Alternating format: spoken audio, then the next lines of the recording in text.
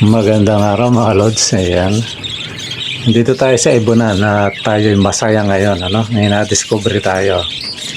Yan ang bala ko lang. Yan, ipakita sa inyo yung mga buga kasi tinitingnan ko yan. Mga medyo maliit pa. Happy ko may parang magaganda. So habang lumalaki nakikita ko talagang magaganda.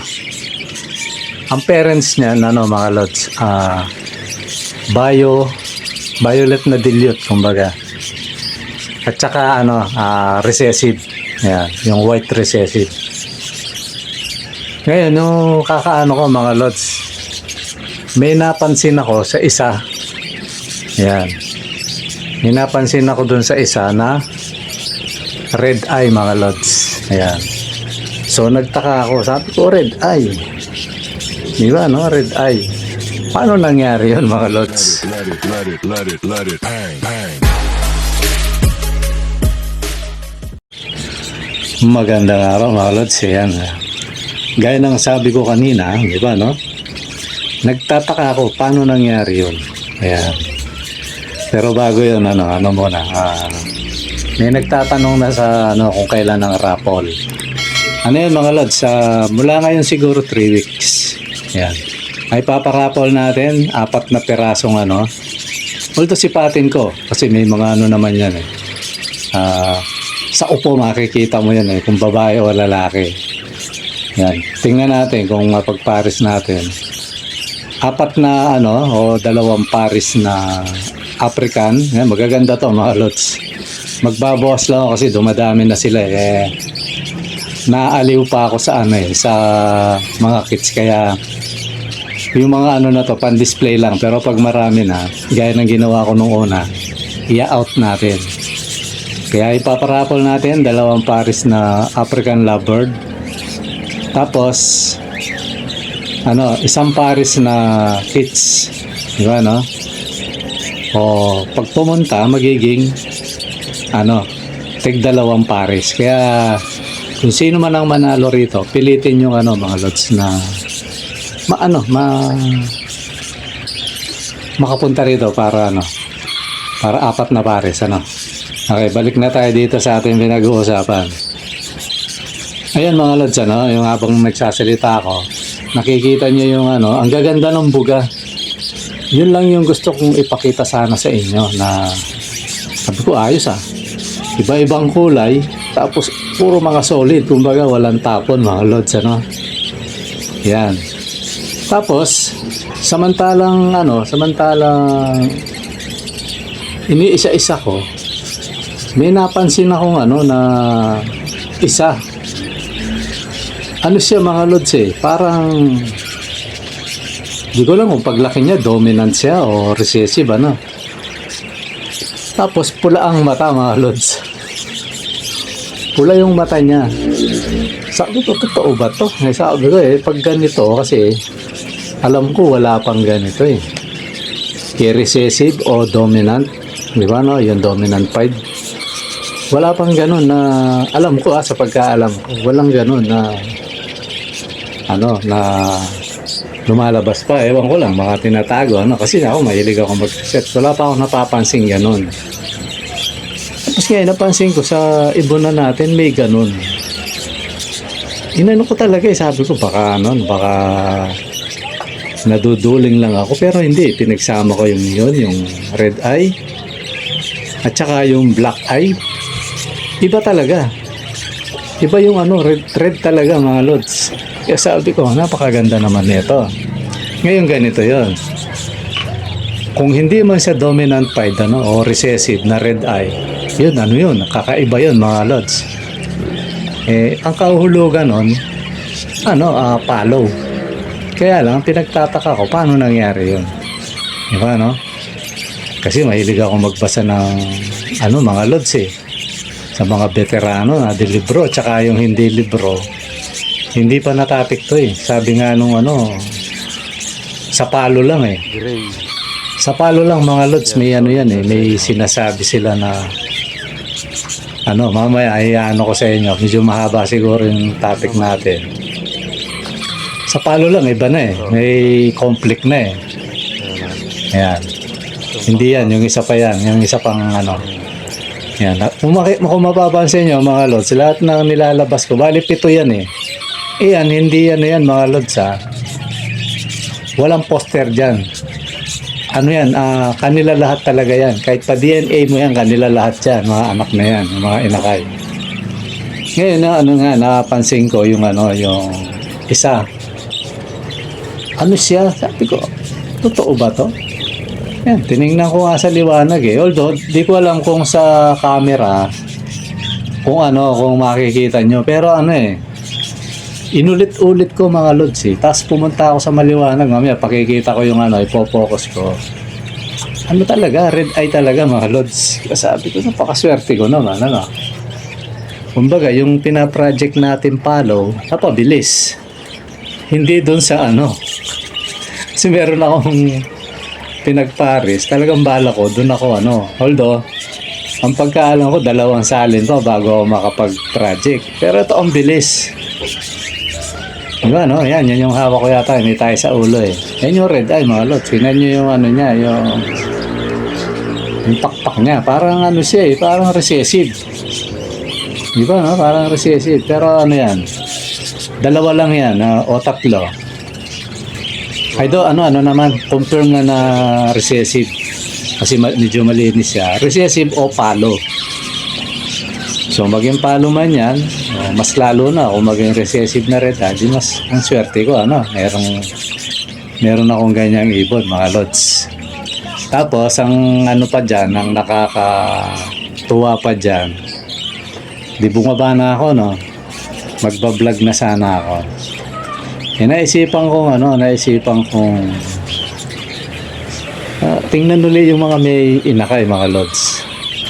Aba, pagtingin ko mga lods, ano eh, yung isa na pinaprojectan ko talaga, ayun talaga, pinaprojectan ko talaga yun na doon ako kukuha ng gagawin follow. Doon ako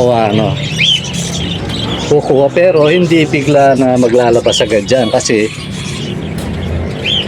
ano muna yan eh, kung dyan makikita nyo yung dilaw at saka yung bayo na lacewing, mga anak nun. Ay hindi, anak nung nasa baba yung isa, tag-isa sila. So yun, palalakihin ko, tapos may possible ibalik ko sa tatay. Ganun no, kaya yung magkapatid, kung magkaiba yung gender, ipaparis ko. Yun yung balak ko dun, ano. Ngayon, ang kaswertihan ko, kasi umakyat uli ako, mga lods, na para sabi ko, baka mamaya namamali ako. Yung isa, yung pinakita ko kanina, tinignan ko uli, talaga, red eye talaga, mga lods, pinokos ko. Di confirm na, di okay na, masaya na tayo. Ngayon, isipan kong tingnan yung angkak, yung isang cage angkak, bayo. Ay hindi, maube.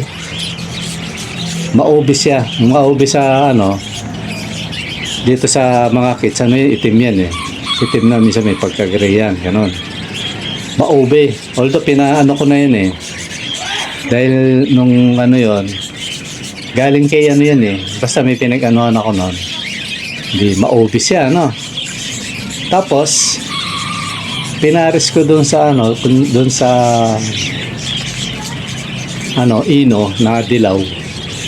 So sabi ng mga eksperto, mga lods, hindi raw yun. Kumbaga paano ba yung pagkasabi nila?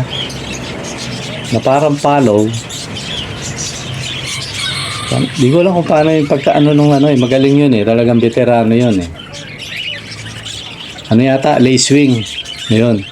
Lacewing tapos lutino. Baka iniisip nyo, sabi niya, maglalabas ng ng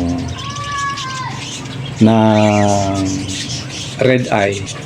Never, sabi pa nga niya eh. Napanood ko yun eh. Never ako kung sino nakaano sa inyo, di ba, no?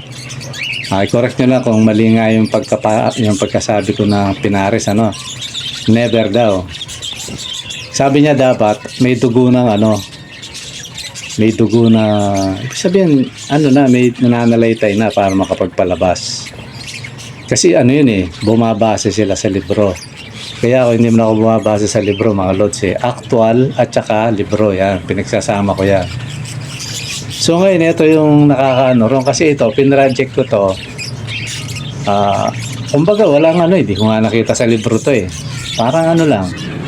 Eksperimento natin. Di ba sabi nga sa inyo dati mahilig akong mag-experiment.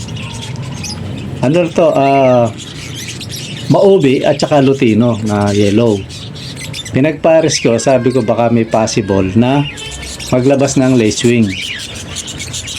Kasi itong maubi na to, galing kay ano to, kay yung isang subscriber natin.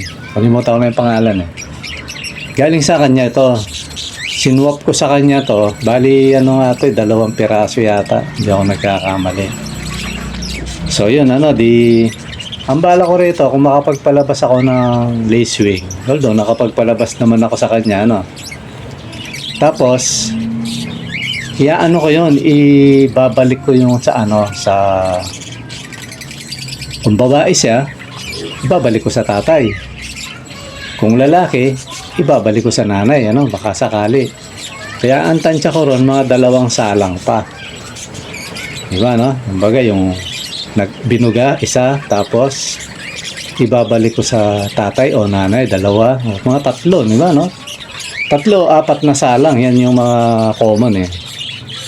So, ang swerte ko naman, nakapagpalabas kagad ako ng lace wing dyan, mga lods. Tapos sa baba rin, may kapatid dyan eh. Kung titingnan mo, di mo maano, ano ba to? Double factor ba to na ano, spangle o ano ba? Dilute? Mga gano'n, ang hirap niyang ano, pero ano yun, dilute. Dilute yung mga gano'n. E di ano, yun na. Nagbuga rin naman ng ano yung bayo, kasi may pagka-bayo yun eh. Light na violet. Nagbuga ng bayo na lace wing. So yun yung pinaproject ko na ano, palalakihin natin para makapagpalabas tayo ng palo.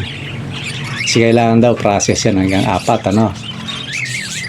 Ngayon, yung nangyari, nagbuga ng ano yan mga lods ng red eye.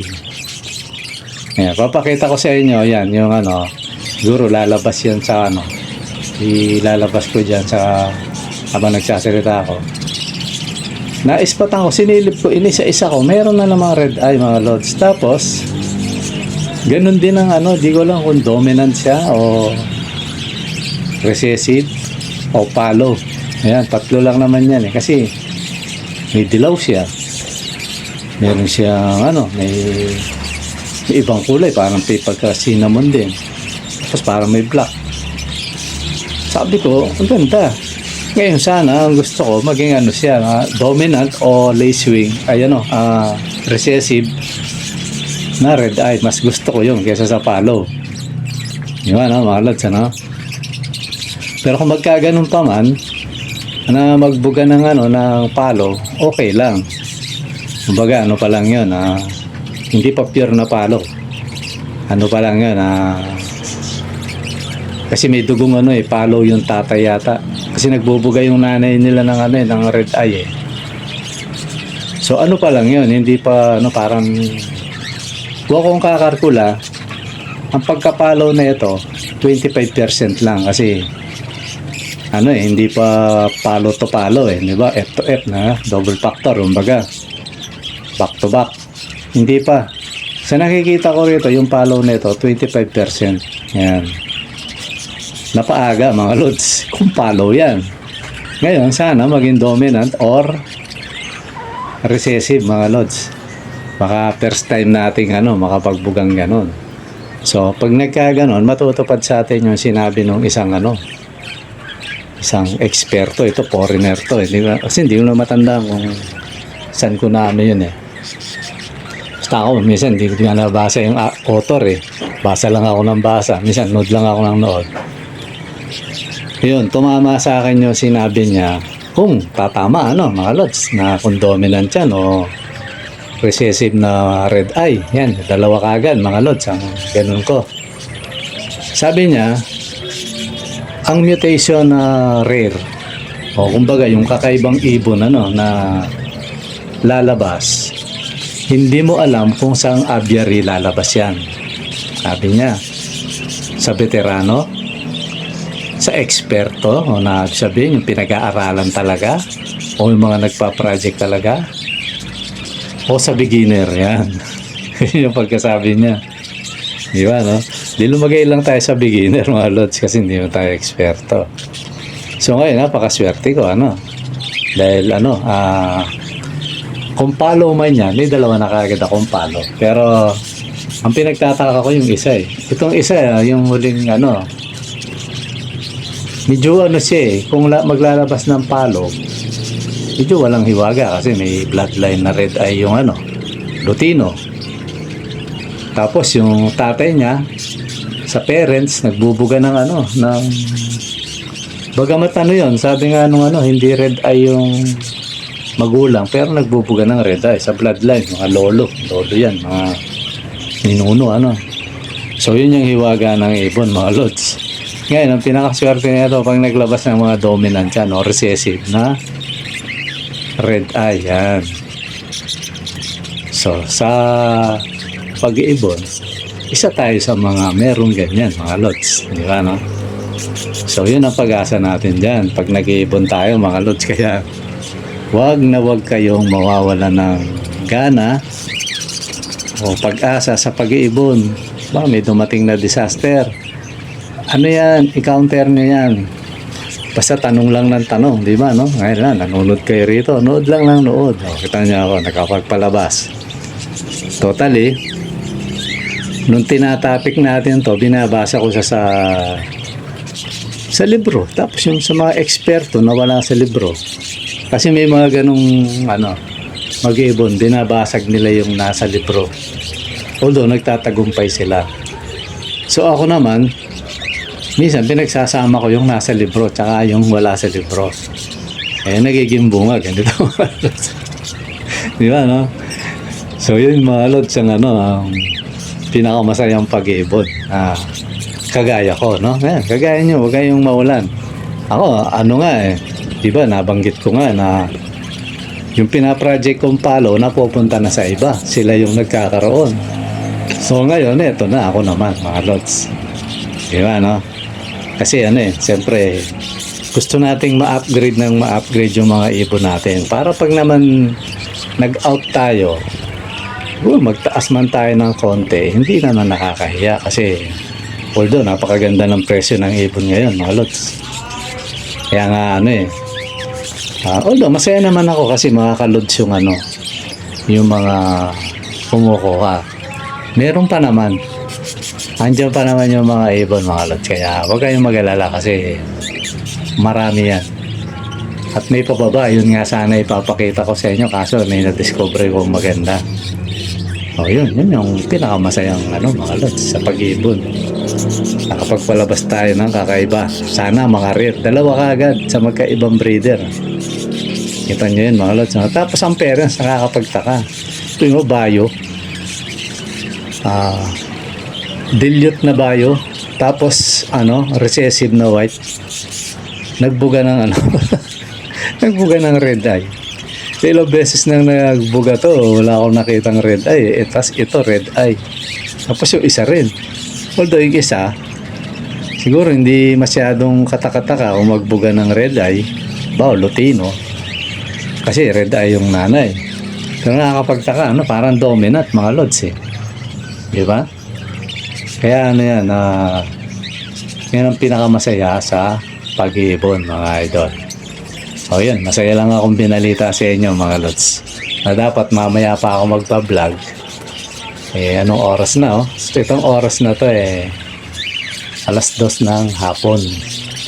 Hindi pa ako nanananghalian sa sobrang exciting ko. Gagawa dapat ako ng kulungan, mga lods. Naisipan ko silipin yung mga alaga natin. Ayun, may na-discover tayo, mga lods. Okay, mga lods, siguro hanggang dito muna at maraming salamat. At masayang salamat, mga lods. Bye-bye.